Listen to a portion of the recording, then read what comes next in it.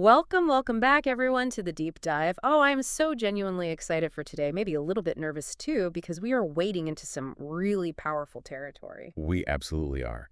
Today is all about the mechanisms of power and influence. And not just, big political power. No, not at all. We're talking about the secret levers in your life, the dynamics in your work, your relationships, everywhere. Exactly. We've got this fantastic collection of sources, really rich material that breaks it down into two key areas. Right. There's the internal strengths part, reclaiming your, what the sources call psychological sovereignty. Love that term. It's about that inner resilience. And then there's the external side, mastering influence through, well, things like strategic negotiation and understanding how groups really work. So our mission today, and it's a big one, is to help you shift from just watching powerful people and wondering, how do they do that? Yeah. How do they seem to command the room? Exactly. To actually becoming a strategic player yourself. Someone who gets how influence is built, how it's shown, how it's used effectively. You ready for some potentially mind-blowing insights? These ideas can really shift how you see interactions. Seriously, the stakes feel high with this one. It's like we're handing over a playbook. Well, maybe not a playbook, but definitely the core principles. It's about equipping you to navigate these situations strategically, not just, hoping things turn out okay. Okay, where do we start? The foundation, right? Always. Huh. We have to start with the internal landscape. Before we even think about influencing others, we need to understand our own power source. Section 1, then. Reclaiming that inner flame. Psychological sovereignty. And what's really striking is how the sources frame this. They don't just jump into defining sovereignty. They start with the problem, this modern state of feeling, well, overwhelmed and lost. Which feels so relatable, unfortunately. It's almost epidemic. The data is, frankly, quite shocking. One source mentions that 50%, half of people across different industries report feeling burned out. 50%. That's just huge. Half the workforce feeling drained. And then you look at engagement. Gallup data shows only about 34% of people feel genuinely engaged with what they're doing. It's incredibly low. So what's causing this? Is it just modern life? Largely, yes. Yeah. It's the constant bombardment, information overload, social media, news cycles, endless entertainment options, plus just everyday stress. It grinds people down. Leaves you feeling kind of small and stuck, Yeah. like you've lost the plot somehow. Exactly. Lost that inner thread, as one source puts it. And the antidote, the solution proposed, is this concept of psychological sovereignty. Which is more than just like being confident. Oh, much more. It's defined as this profound internal freedom. It's having a relationship with yourself that is genuinely life-supportive, energizing. It's about accessing the potential you were actually born with. Like unlocking your own best self. It sounds like the ultimate form of self-mastery. It really is. And it's deeply connected to resilience. I love the imagery. It's described as an inner flame. Ooh, I like that. Yeah, like a fire deep inside, maybe in the pit of your stomach. Right. And it acts as this roar of defiance, the thing that helps you get back up when life just knocks you flat. That's powerful, a roar of defiance. It implies that this sovereignty is ours by right, no matter what happens externally. Absolutely. And the sources share some incredibly moving examples that illustrate this. They talk about a woman named Maya. Okay. Her story's intense. Born into difficult circumstances, poverty, addiction in the family. She joined the National Guard looking for structure, maybe purpose. Okay, positive step. But then, during deployment in Iraq, she experienced something horrific, sexual assault at gunpoint by her own commander. Oh. A profound violation. Yes, that's beyond comprehension, a total betrayal, enslavement almost. It truly is. And the trauma, the PTSD that followed was severe. It could have completely extinguished that inner flame. But it didn't. It didn't. Her core sovereignty, that innate resilience, remained. She actually participated in research studies, used specific techniques to heal the anxiety, but the driving force was her own spirit. Wow. She didn't just survive, she overcame it. She went on to become a high-level leader at a major tech company. And her motivation was deep, wanting to be fully present for her son, who's on the autism spectrum. So she refused to let the trauma define her entire existence. She chose her own identity. That's sovereignty in action. Purest form. And there are other examples, like Nasreen Shaikh. Tell me about her. Born into poverty in India, undocumented, forced into sweatshop labor when she was just 10 years old. Imagine that. Just a child. Horrifying. But by 1616, she had defied literally everything stacked against her. She became this well-known human rights activist and even a successful social entrepreneur. From sweatshop labor to activist and entrepreneur in 6 years, that's unbelievable resilience. It shows that this inner flame can endure even in the absolute darkest conditions, which maybe puts our own modern stresses, the email overwhelm, the social media pressure into perspective, right? It really does. There's still challenges. They can still dim that flame, but they aren't insurmountable compared to what Maya or Nasreen faced. And this idea isn't new. Think about the historical example mentioned enslaved Africans after the Stoner Rebellion in 1739. Right. Their captors took away their musical instruments, an act of cultural oppression. Tried to silence their spirit. But what did? They kept singing, they kept dancing, they used their hands, their feet, creating rhythms, celebrating life. And that led to step and tap dancing. Exactly. It proved that you can physically restrain someone, take their belongings, but you cannot take the song from their soul. That enduring spirit is sovereignty. Never take the song out of their soul. That phrase just resonates so deeply. It really does. And there's another quote that captures that feeling of modern unease when we disconnect from this inner power. It goes something like, "You are born to sing a song. You are preparing. You are on stage holding a mic, but you are forgetting to sing. Till that time, you will be restless." Wow. So that restless feeling, the burnout, the disengagement we talked about, maybe it's not a personal feeling. Maybe it's a sign. A sign that you're off key, Yeah. that you've forgotten your song. Exactly. It's your inner compass trying to point you back to what truly matters, to your own unique expression. I love that interpretation. The restlessness is a cue. Okay, so for anyone listening who feels that restlessness, feels burned out, overwhelmed, what are the practical steps? How do we actually cultivate this sovereignty starting today? The sources are quite clear on this, offering 3 concrete practices. First, and this is fundamental, meditate. The classic advice, but there's real science behind it now, isn't there? Absolutely overwhelming science. It's shown to boost emotional intelligence, willpower, self-awareness, decision-making skills, memory, focus, creativity. The list goes on. It's like a workout for the mind. Precisely. And the key insight here is you have to consciously unplug. You have to quiet that internal chatter, that mental noise. If you don't, you'll stay trapped in the matrix of your own mind, let alone the matrix of external influences. So meditation is step 1, taking control of your attention. Mental self-defense, almost. Beautifully put. Second, and this one might feel challenging in our hyper-connected world, spend time with yourself, really truly alone with your thoughts. How much time are we talking? The recommendation is pretty bold. Yeah. At least 2 hours a day, not consuming media, not scrolling, not listening to podcasts even. Whoa, 2 hours. Just thinking. That sounds radical. It is radical in today's world. We are constantly being fed other people's ideas, opinions, entertainment. Carving out space just to think your own thoughts, to reflect, to have an internal dialogue. It's crucial for maintaining that sovereignty. It's about reclaiming your mental real estate. Okay, 2 hours, that's a goal. And the third practice. The most basic, yet maybe the most profound.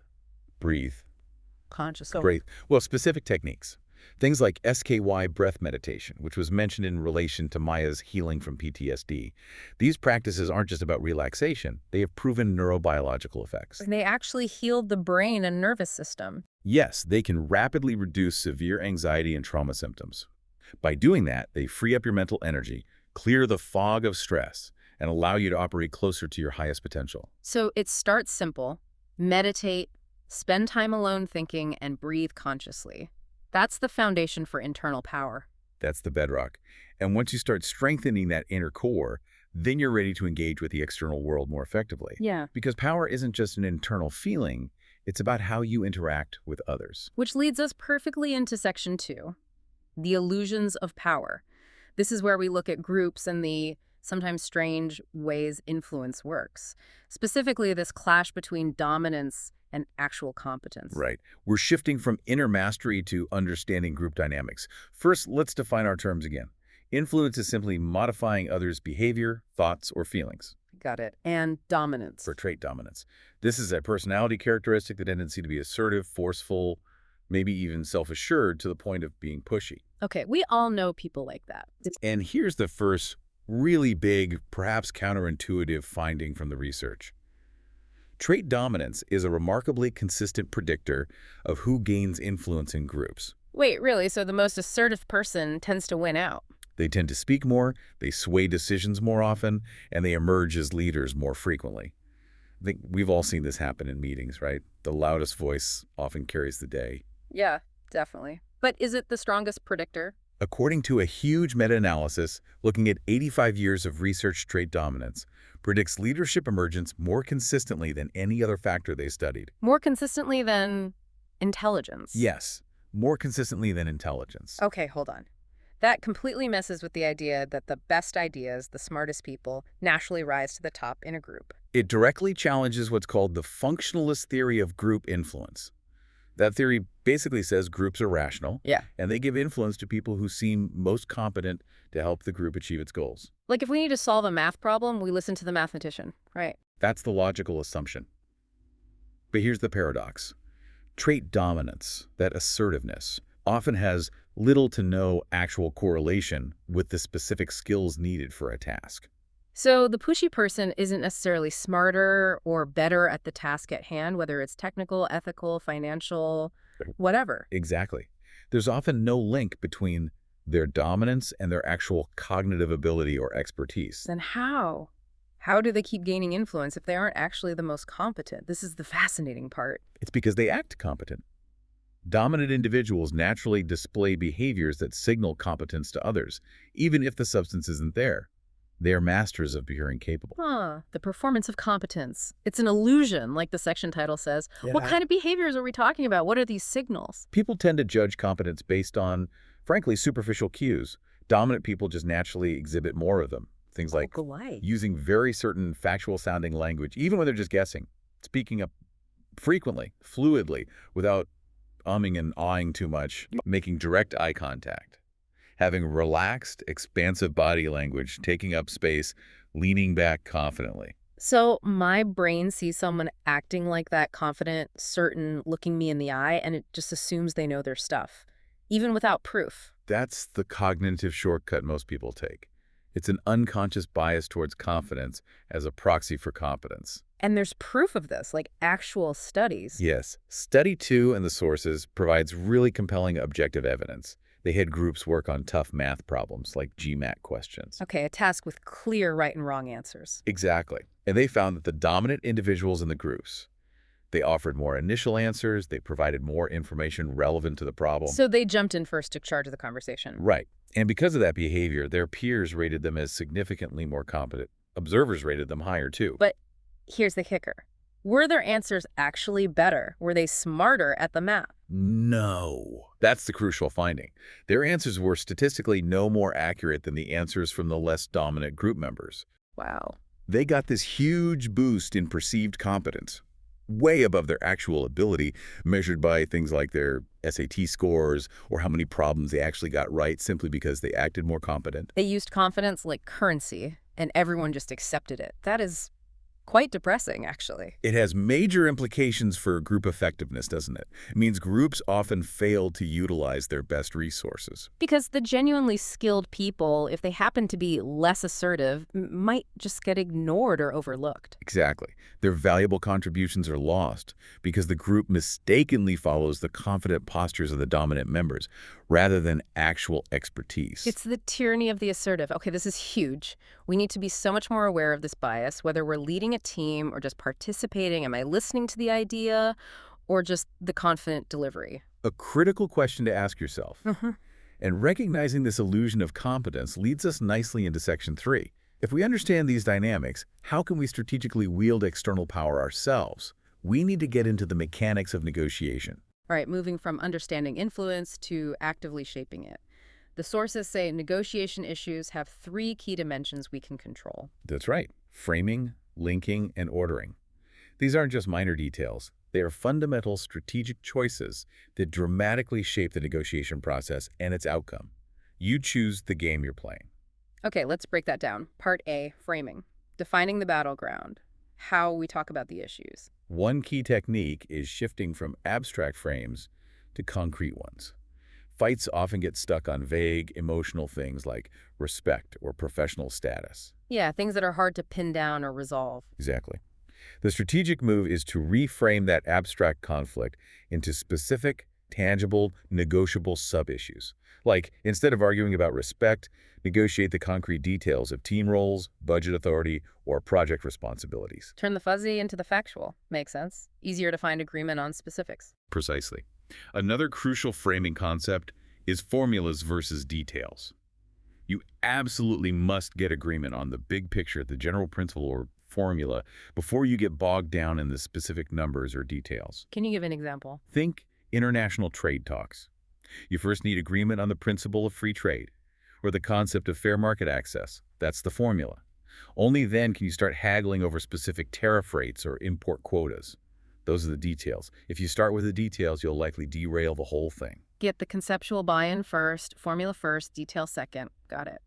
What about how the task itself is framed? Ah, yes, this was fascinating. Research showed that simply calling something a negotiation can sometimes trigger negative responses, especially for women, perhaps making them less likely to initiate. Because negotiation sounds confrontational. Potentially. Or it invokes biases about fixed pies. But if you frame the exact same interaction as an opportunity for asking, women were found to initiate much more readily. Wow. Just changing the label changes the behavior. Unless they were specifically primed beforehand to feel powerful. But generally, framing it as asking rather than negotiating lowered the barrier. That's a really practical tip for things like asking for a raise or discussing workload. Frame it as a collaborative ask, not a confrontation. Okay, part B, linking. Adding or subtracting issues. Linking is all about creating possibilities for trade-offs. You connect different issues together, usually during the talks, to make agreement more likely. As you expand the pie. Essentially. There are two main types. Substantive linkages where the issues are naturally connected. The example given was the UN's Sustainable Development Goals. Right, the 17 goals. Negotiators realized they couldn't just cherry-pick. Removing one goal, like climate action, would undermine others, like poverty reduction or health. They were inherently interdependent. The package only worked as a whole. That makes sense for logically connected issues. What if the issues aren't related at all? Then you use tactical linkages. This is the art of deliberately combining unrelated issues to create value or balance the deal. Like horse trading. Exactly. Maybe one side really needs a political win, like troop withdrawals. The other side really needs economic benefits, like trade guarantees. You link those two unrelated things together. One side gets its political victory, the other gets its economic security. It creates a mutually beneficial outcome from separate issues. Okay, so linking helps find agreement. But does it make things messy? That's the downside. James Sabinius calls it the challenge of unintended complexity. Linking issues definitely increases the complexity of the negotiation and, crucially, the complexity of implementing the agreement later. So you might agree to a deal that's too complicated to actually execute properly. It's a real risk. You have to weigh the benefit of getting the deal against the potential cost and difficulty of making it work afterwards. Makes sense. What about the opposite, taking issues off the table, delinking? Delinking can be useful too. You simplify the negotiation by removing contentious items, allowing you to get agreement on the easier stuff first. Get some quick wins, build momentum. Right. But the danger is that you might permanently sideline the bigger, more important political issues. The example was the 1987 INF Treaty negotiations. Intermediate-range nuclear forces. Yes. They achieved a landmark agreement on those Pacific missiles, which was huge, but they did it by completely dropping the discussion about longer-range strategic weapons and space-based systems. So they got a partial win by avoiding the bigger fight, a strategic trade-off. Exactly. A difficult judgment call in high-stakes situations. Okay, which brings us to the third dimension. Part C, ordering. How do you sequence the issues, one by one or all at once? This is crucial. The default approach, often done without much thought, is sequential, tackling issues one at a time. Seems logical, maybe easier to manage. It seems easier, but the research shows it actually encourages value claiming, trying to win each point, and leads to less information sharing about what each side really cares about overall. It tends toward win-lose outcomes on each issue. So it fosters positional bargaining, not problem solving. What's the alternative? The simultaneous strategy, also known as discussing things as a package deal. You put all the issues on the table together. That sounds complicated, mentally demanding. It is more demanding, cognitively. You have to juggle more variables. But it strongly encourages genuine problem solving. When all issues are discussed concurrently, negotiators are much more likely to share information about their priorities across the board. Because they can see opportunities for trade-offs. I care more about issue A, you care more about issue B, let's swap concessions. Precisely. It facilitates finding those mutually beneficial trades, leading to more integrative agreements where both sides get more of what they actually value, It's generally seen as the optimal approach for maximizing joint gains. Okay, package deals are better, though harder. Within ordering, there's also the question of which issues first, big ones or small ones. Right, the classic debate. Should you use fractionation, break it down, and tackle small, easy issues first to build trust and momentum, as Fisher suggested? Get some runs on the board. Or should you take the boulder in the road approach, tackle the biggest, hardest issue right at the start? That sounds risky. Could blow up the whole negotiation immediately. High risk, definitely, Oh, yeah. but potentially high reward. If you can somehow resolve the main sticking point early on, everything else might fall into place relatively easily. It commits everyone to the process. Is there an example of how this plays out? The Warsaw Roundtable talks in Poland, 1989. A critical moment transitioning away from communism. They actually delayed the single most difficult issue, wage indexation, highly political, until the very end. So they use fractionation, tackling easier things first. Yes, they built agreement on 7 other major areas first. The immense pressure of the situation and the looming deadline forced concessions on the easier points, creating momentum before the boulder could block everything. Context is everything there. What about power dynamics? Does who holds the power influence the preferred order? Absolutely. Research by Italian colleagues found a fascinating pattern. More powerful parties often prefer to deal with smaller issues first. Really? Why? Because tackling big, status quo changing issues early feels threatening to them. They want to maintain control, nibble away at the edges, and preserve their advantage for as long as possible. Keep the game on their terms. So, what do weaker parties prefer? Weaker parties often want to put the big, sensitive issues on the table right away. They want to make progress on the easier stuff, conditional on getting movement on the things that really matter to them. They try to force the package deal to leverage concessions. Using the big issues as leverage. Okay, understanding that preference based on power is a strategic insight in itself. It absolutely is. Knowing their likely approach helps you prepare yours. This is incredible. We're really getting into the tactical weeds now, which sets us up perfectly for Section 4. Advanced tactical power plays. This is about managing the conversation, the psychology, the difficult people. Exactly. Moving beyond the structure of issues to the human element. And it all starts with one fundamental principle. Let me guess. Preparation. Preparation is destiny. There's that great quote, "You do not rise to the occasion. You sink to the level of your preparation." It's brutally true in negotiation. So what does real preparation look like in this context? It means truly immersing yourself in the other side's world, understanding their perspectives, their pressures, their likely arguments. It means anticipating every question, every objection they might raise, and crucially, knowing your leverage, what gives you power, and how you can strengthen it before you even talk. Walking in without that level of prep is like going into battle unarmed. Completely. And when we talk about high-stakes conversational control, we can learn a lot from people like Chris Voss, the former FBI hostage negotiator. His strategies for negotiating to win are gold. Okay, what are some key takeaways from Voss? How do you control the situation? The core idea is to obtain control, but personally, not aggressively. You need to communicate clearly that you are the decision maker, perhaps using phrases like, "I'm not sure that works for me," or "I am unpersuaded that." Asserting your position calmly. Exactly. Yeah. Project Calm Confidence. Voss talks about using an FMDJ voice, slow, smooth, deep, reassuring. It has a physiological calming effect on both you and them. But while projecting calm control, you must actively listen to build rapport. Listening to understand, not just to reply. Critically important.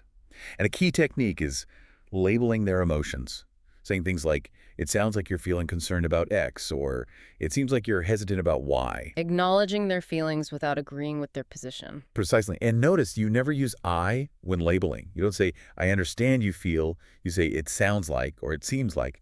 The goal is to get them to say, That's right. Not, "You're right." I remember this distinction. Why is "that's right" so much better? "You're right" can just be a polite way to shut you up. It doesn't mean they agree or have shifted.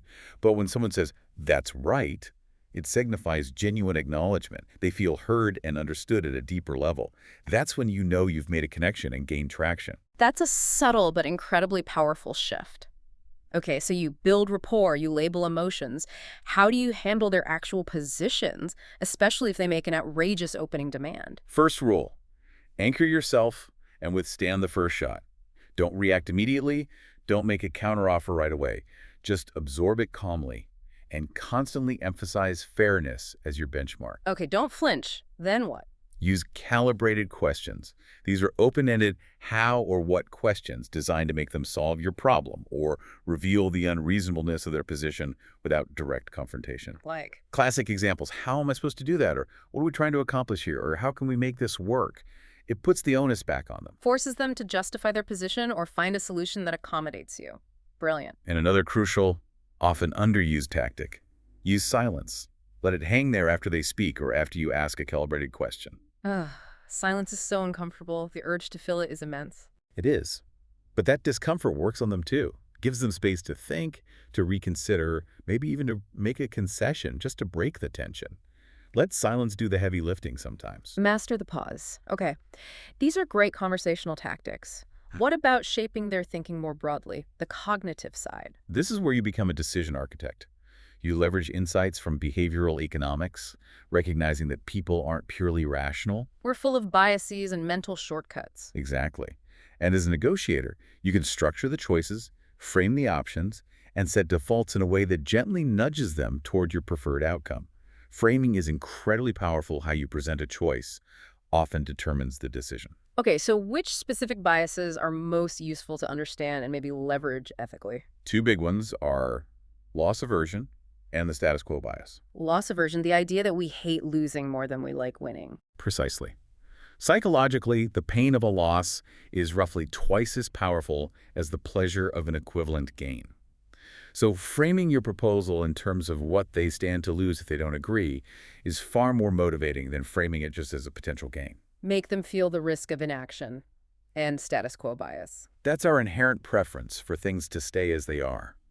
Change feels risky. You can leverage this by framing your proposal not as a radical change, but as a way to avoid a negative disruption, or as a way to preserve something important they value, thereby aligning your goal with their bias for stability. Wow, you're essentially using their own psychological wiring to help them see your proposal favorably. That's sophisticated. It's about understanding human nature. Now, related to that, how do you deal with genuinely difficult personalities? The real pains in the neck. Yeah, the ones who seem determined to derail everything. First, try to get a read on their basic personality profile. Gretchen Rubin's framework is mentioned. Are they an upholder? Follows rules, internal and external. A questioner needs internal justification. An obliger meets external expectations, struggles with internal. Or a rebel resists all expectations. Knowing that helps predict how they'll respond to requests, deadlines, commitments. Exactly. But what if you're dealing with something more extreme, like what Bill Eddy calls a high-conflict personality? What characterizes them? They typically show ongoing patterns of blaming others, often one specific target of blame, display really extreme behaviors or emotions, and have very rigid all-or-nothing thinking. Okay, dealing with them sounds exhausting and potentially dangerous. What's the strategy? Keep it brief, informative, friendly, and focused. The acronym is BIFF. Interactions should be concise, purely factual, maintain a basic level of cordiality, but not warmth, and stick rigidly to the specific task or decision at hand. No extraneous chat, no emotional engagement. And what should you absolutely avoid doing? Critically, do not offer advice, admonishments, or apologies. Why not? Seems counterintuitive not to apologize if you made a mistake. With high-conflict personalities, advice is often perceived as criticism, triggering defensiveness. Admonishments escalate the conflict. And an apology. They often interpret it as a full admission of guilt for everything, which they will then use against you relentlessly. Stick to the facts, stay neutral, be brief. Okay, BIFF. Brief, informative, friendly, focused. Good rule. Finally, the ultimate power play related to human psychology. It might be understanding cognitive dissonance. This is the profound insight that when most people are faced with clear evidence that contradicts their deeply held beliefs or proves they were wrong, they usually don't change their minds. They doubled down, right? Find ways to justify their original position even more strongly. Exactly. The brain hates the feeling of dissonance, the mental discomfort of holding conflicting beliefs or knowing your actions contradict your self-image. To avoid feeling like a hypocrite or wrong or foolish, people engage in mental gymnastics to justify their original stance. So, arguing with facts and evidence often backfires. It just makes them dig their heels in deeper. Often, yes, especially if their identity is tied to the belief. Therefore, the master tactic here is subtle but powerful. Allow your opponent to do what you want them to do, without forcing them to explicitly admit they were wrong. Give them an out, a way to save face. Precisely. You need to respect their psychological need for self-justification. Frame the desired outcome in a way that aligns with their values or provides a new, external reason for the shift, allowing them to maintain their self-concept while still moving in your direction. So instead of saying you were wrong about X, you might say, given these new market conditions we just learned about, perhaps adjusting our position on X now makes strategic sense for us all. You've got it. You guide them toward the action you need, but you let them rationalize it in a way that preserves their ego. It's about facilitating movement by respecting their internal reality. That is often the key to unlocking intractable disputes. True. What an absolutely packed deep dive. We've gone from the deepest inner work to these incredibly nuanced external strategies. We really covered the spectrum, didn't we? That internal path to power, psychological sovereignty, built on meditation, intentional solitude for reflection, and conscious breath work to manage stress and heal. And then the external path, strategic influence. Understanding how to frame issues, when to link or delink them, the power of simultaneous ordering and negotiations. Plus, those vital tactical skills. hmm Controlling the conversation like Voss, using calibrated questions, leveraging cognitive biases like loss aversion, dealing with difficult personalities using BIF, and navigating cognitive dissonance by allowing others to save face. It's a complete toolkit almost. But there's that lingering thought from section 2 that really stuck with me. The dominance versus competence finding. Yeah. That discovery that highly assertive people often gain influence just by seeming competent, even when their ideas aren't actually better. It's a stark finding, isn't it? Based on that GMAT study and the broader meta-analysis. It really is. And it leads to, I think, a really provocative question for everyone listening. Let's hear it. In your own life, in your teams, your meetings, your community groups, are you consciously working to make sure that actual competence, the best ideas, are the things being elevated? Or maybe unconsciously, are you and your group prioritizing confident delivery, that assertive posture, potentially letting valuable insights from quieter voices get lost? That's a deep question. Are we rewarding substance or just style? Yeah. Are we falling prey to the illusion of competence? Something definitely worth reflecting on. We would genuinely love to hear your thoughts on this. Have you seen this play out? Have you seen competence signals override actual ability? Or maybe seen teams that do a great job of elevating real expertise? Drop us a comment, share your experiences with these power plays. Please do. Until our next deep dive, keep exploring these ideas. Stay curious about these dynamics in your own world. And always, always remember to cultivate that inner flame. Don't let anyone take the song out of your soul. That's a wrap for us today. Thanks for joining the deep dive, and we'll catch you in the next one.